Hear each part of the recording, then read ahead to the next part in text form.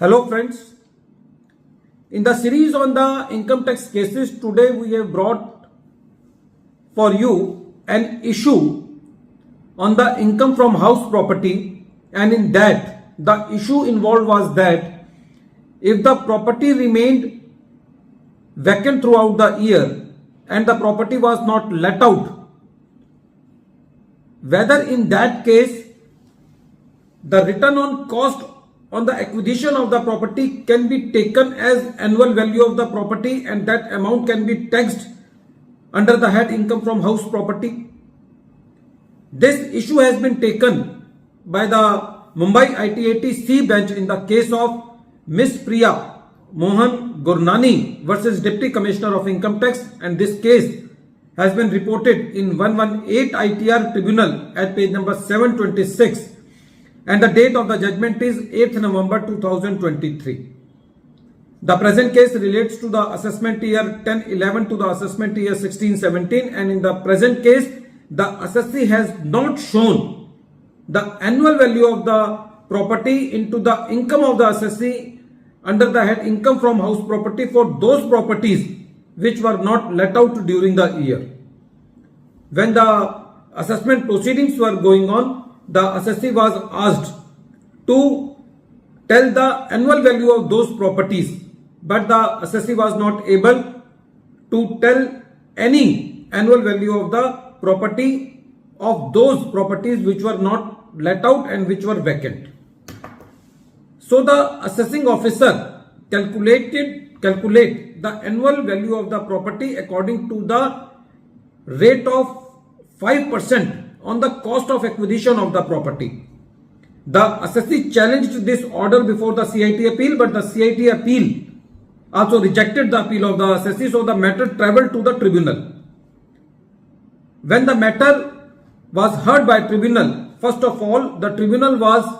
of the opinion that in the present case the properties were not let out, so the provisions of section 23 subsection 1 clause B and section 23 subsection 1 clause C didn't apply to the assessee in the present case. The tribunal said that the case of the assessee falls under section 23 subsection 1 clause A. The tribunal said that annual value of the property would be the sum for which the property reasonably be expected to let from year to year. The tribunal said that in the present case the assessee has not made any attempt to justify what is the annual value of the property, so the assessing officer was justified to determine the cost of determine the annual value of the property according to the rate of 5% on the cost of the acquisition of the property, and the tribunal said that it cannot be said that it is not a fair method. Now the question arose before the tribunal that whether the deduction of municipal taxes should be given from this annual value of property. So for this, the tribunal said that when the annual value of the property is estimated, so it will be deemed that the deduction of municipal taxes is inbuilt and it will not be given separately. As far as the vacancy allowance was concerned, the tribunal said that since the property was not let out throughout the year, so the question of giving the vacancy allowance also does not arise. Now the question came before the tribunal that whether the standard deduction of 30% is to be given to the assessee. For that, the tribunal said that the deduction of 30% is unqualified and it is to be given to the assessee from the annual value of the property estimated. In the present case, there were one more issue, and that issue was regarding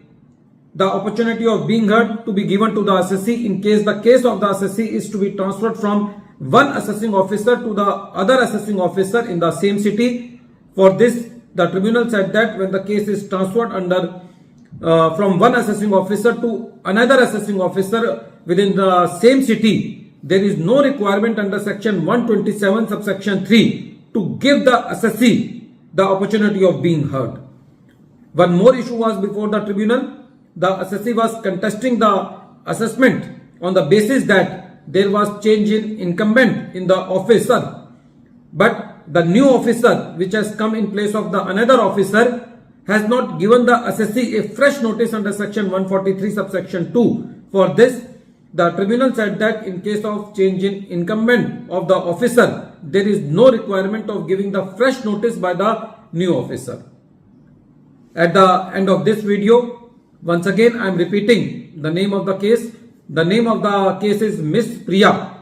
Gurnani versus Deputy Commissioner of Income Tax, and this case has been reported in 118 ITR Tribunal at page number 726, and the date of the judgment is 8th November 2023. Thank you, friends.